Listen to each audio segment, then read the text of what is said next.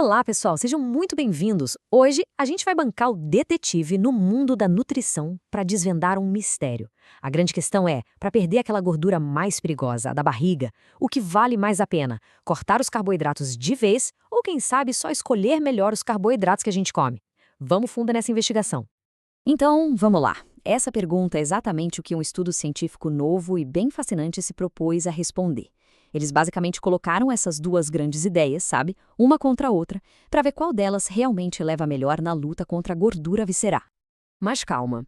Antes de a gente entrar nessa disputa, precisamos apresentar o vilão da nossa história, a gordura visceral.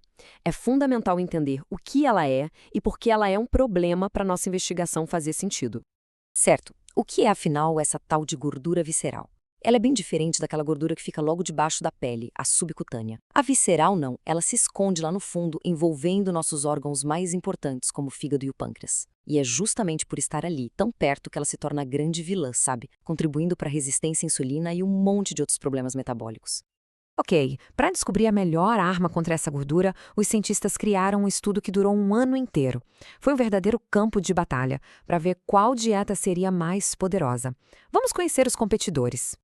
Bom, os participantes foram divididos em 3 equipes. A primeira seguiu uma dieta com pouquíssimo carboidrato. As outras 2 equipes comeram bastante carboidrato, só que com uma diferença crucial na qualidade.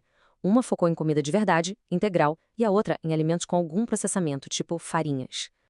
Agora, olhem só que interessante os detalhes aqui. A meta de proteína era igual para todo mundo, ali nos 17%, mas a diferença nos carboidratos e nas gorduras era absurda. Só 8% de carboidratos na dieta low carb contra 45% nas outras. E a gordura saturada? Pasmem, 30% no grupo low carb. Essas eram as regras do jogo. Certo, uma coisa é o plano no papel, né? Outra, bem diferente, é a vida real. Em estudos assim, onde as pessoas vivem normalmente, o que elas contam que comeram é uma pista fundamental. Vamos ver como a teoria se saiu na prática. E aqui estão os relatos. A proteína, todo mundo acertou em cheio. Nos carboidratos, os grupos de alta ingestão cravaram a meta. Já o grupo low carb começou bem, com 10%, mas ao longo do ano foi subindo um pouquinho, para 15%. Mas olha, ainda assim, uma diferença gigantesca para os outros. E a gordura saturada continuou lá em cima, nos 30%. E agora, o momento da verdade. Com dietas tão opostas, o que será que aconteceu com a gordura visceral? Vamos dar uma olhada nas provas que os cientistas coletaram. E aqui está a primeira grande reviravolta do caso. Olhem só este gráfico. Apesar das diferenças brutais na alimentação, os 3 grupos, todos eles, tiveram uma redução bem parecida na gordura visceral, entre 15% e 20%. Nenhuma dieta se saiu melhor que a outra no final das contas. Incrível, né? E a história não acaba por aí, não.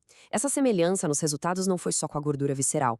O mesmo padrão começou a aparecer em outras medições bem importantes também.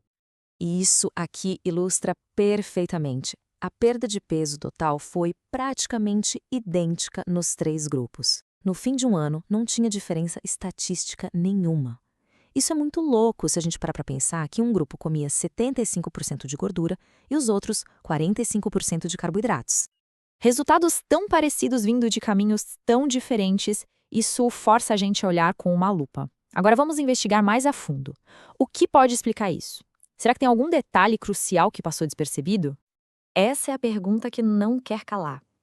Como é que dietas que são basicamente o oposto uma da outra no papel levaram todo mundo para o mesmo lugar? A resposta talvez não esteja nas diferenças, e sim no que elas tinham em comum. E aqui está o pulo do gato. Todas as 3 dietas, não importa a quantidade de carboidratos, compartilhavam os mesmos princípios de uma alimentação saudável. Eram baseadas em comida de verdade, com quase nada de açúcar ou grãos refinados. Talvez o segredo não esteja na proporção de macros, mas nesses pontos em comum. Mas opa, antes da gente fechar o caso, um bom detetive precisa considerar todas as pistas. E esse estudo tem algumas ressalvas bem importantes, algumas limitações que a gente precisa considerar para ter a imagem completa. E essa aqui é uma pista gigante.